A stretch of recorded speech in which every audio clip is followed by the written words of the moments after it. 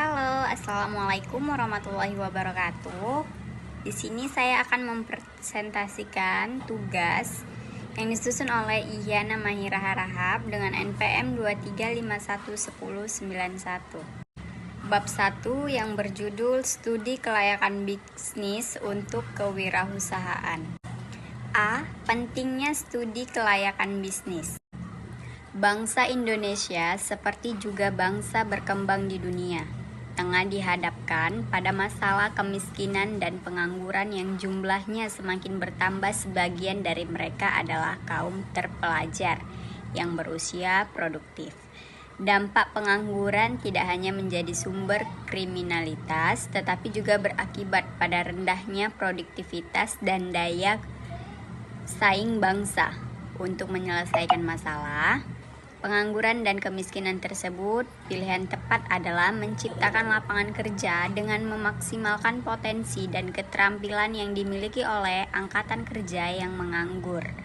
Penciptaan lebih banyak menempatkan kerja dan memiliki kontribusi besar terhadap produktivitas bangsa, khususnya akan memiliki kontribusi besar terhadap produktif bangsa, khususnya untuk menetrbataskan kemiskinan dan mencerahkan masalah sosial. Keputusan dan frustasi siapa yang bisa menciptakan lapangan kerja? Jawabannya adalah entrepreneur atau wirausaha. Ilustrasi berikut ini akan menggambarkan peran penting seorang entrepreneur. Misalnya, jika penduduk Indonesia diasumsikan 230 juta dan 2% diantaranya adalah entrepreneur, maka jumlah entrepreneur adalah 4.600 jiwa. Dampak ekonomi dan sosial yang ditimbulkan adalah: A. Jika setiap entrepreneur dapat membuka lapangan kerja untuk 10 orang pegawai, maka akan tercipta lapangan kerja untuk 46 juta orang. Bagaimana jika dinaikkan 12 orang? B.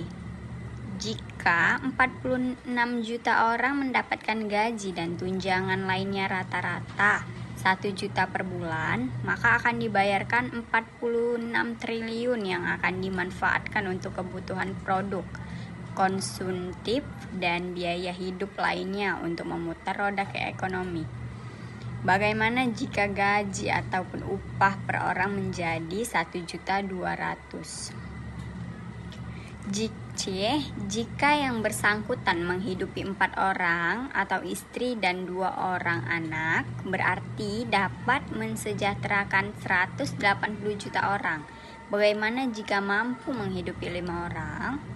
D. Para pengusaha tersebut juga akan membayar macam-macam kontribusi dan pajak, menyumbang devisa negara, mendirikan yayasan, dan menyumbang kegiatan-kegiatan sosial. Sebagian pelaku fungsi sosial kemasyarakatan meliputi di rumah. Mereka berperan sebagai kepala rumah tangga, suami, orang tua, kakek, nenek, dan lainnya. Di lingkungan kerja, mereka berperan sebagai pemilik perusahaan, pemimpin, manajer, sales, dan marketing, pembayaran pajak, dan lainnya. Di masyarakat, mereka cukup berperan dalam memajukan bangsa, memulai sumbangannya di berbagai bidang seperti pendidikan, kebudayaan, kesehatan, agama, kemanusiaan. Wirausaha adalah lowongan bagi siapa saja, tidak ada syarat khusus seperti tinggi badan dan wajah harus ganteng. Juga tidak mensyaratkan pendidikan formal tertentu. Siapa yang memiliki sikap, semangat, dan perilaku kewirausahaan berarti telah memilih jalur yang tepat menuju sukses. Semakin Anda lambat memilikinya, berarti semakin banyak Anda kehilangan kemungkinan untuk sukses.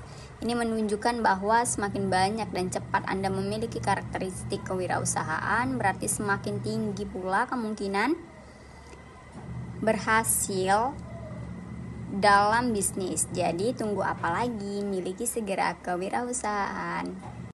Menjadi entrepreneur adalah pilihan, bukan masalah bakat atau turunan. Seseorang yang berwawasan entrepreneur Intrapreneurship tidak harus dan entrepreneur atau pengusaha, tetapi dapat menjadi intrapreneur atau karyawan perusahaan atau organisasi.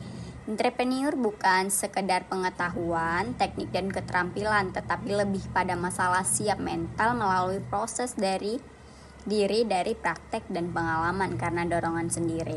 Menjadi entrepreneur atau intrapreneur tidak dapat disuruh atau dicetak, kecuali melalui kesadaran, keinginan, panggilan hidup, hasrat dan motivasi kuat disertai belajar, berpikir dan kerja keras dengan segala resiko. Seorang wirausaha bukanlah menjadi yang hanya mengandalkan spekulasi, nasib dan keberuntungan, melainkan seseorang yang penuh perhitungan matang dan siap menanggung resiko moderat.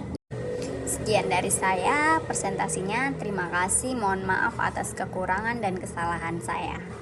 Assalamualaikum.